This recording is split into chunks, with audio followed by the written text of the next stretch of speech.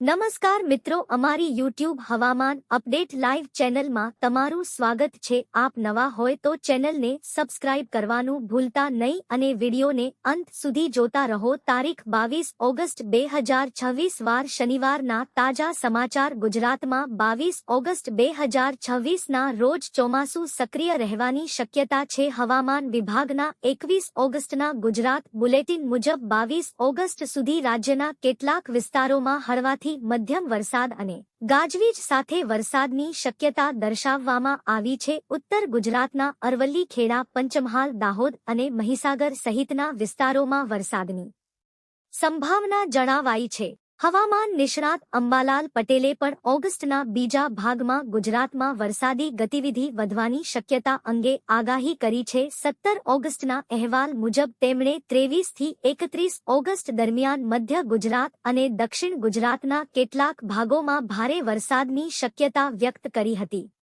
સૌરાષ્ટ્રના ભાવનગર, અમરેલી અને ગીર સોમનાથ જેવા વિસ્તારોમાં પણ સારા વરસાદના ઝાપટા પડવાની શક્યતા જણાવાઈ હતી।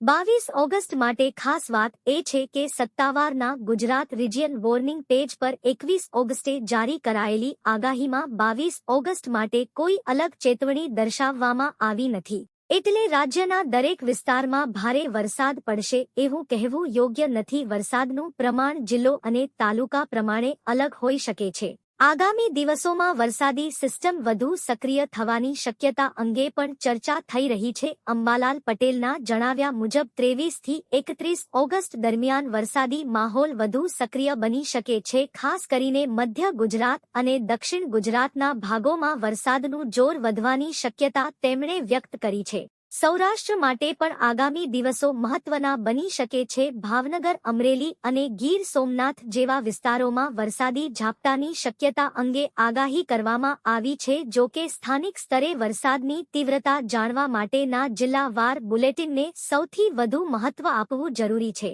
ઉત્તર ગુજરાતમાં પણ વરસાદી માહોલ જોવા મળી શકે છે। પાટણ, મહેસાણા, અરવલ્લી અને સાબરકાંઠા સહિતના વિસ્તારોમાં વરસાદી ઝાપટાની શક્યતા અંગે અંબાલાલ પટેલની આગાહીમાં ઉલ્લેખ થયો છે। 22 ઓગસ્ટે ઉત્તર ગુજરાતના કેટલાક જિલ્લાઓ માટે એ પણ હળવાથી મધ્યમ વરસાદની શક્યતા દર્શાવી છે।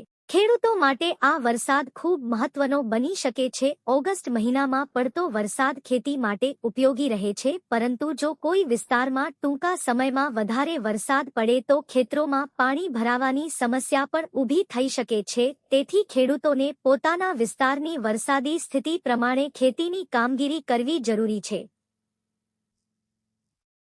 ગુજરાતના અનેક વિસ્તારોમાં છેલ્લા દિવસોમાં વરસાદ નોંધાયો છે। 21 ઓગસ્ટના દૈનિક અહેવાલમાં રાજકોટ જિલ્લાના જેતપુર, ભાવનગર જિલ્લાના સિહોર અને જૂનાગઢ જિલ્લાના કેટલાક વિસ્તારોમાં વરસાદ નોંધાયો હતો। આથી રાજ્યમાં ચોમાસાની ગતિવિધિ ચાલુ હોવાનું જોવા મળે છે। વરસાદી વાતાવરણ દરમિયાન નદી, નાળા અને નીચાણવાળા વિસ્તારોમાં પાણીનો પ્રવાહ ઝડપથી વધી શકે છે। ભારે વરસાદ હોય ત્યારે લોકોને પાણી ભરાયેલા રસ્તાઓ પર બિનજરૂરી મુસાફરી ટાળવી અને સ્થાનિક વહીવટીતંત્રની સૂચનાઓનું પાલન કરવું જોઈએ। ગાજવીજ દરમિયાન ખુલ્લા મેદાનમાં રહેવાનું પણ ટાળવું જરૂરી છે।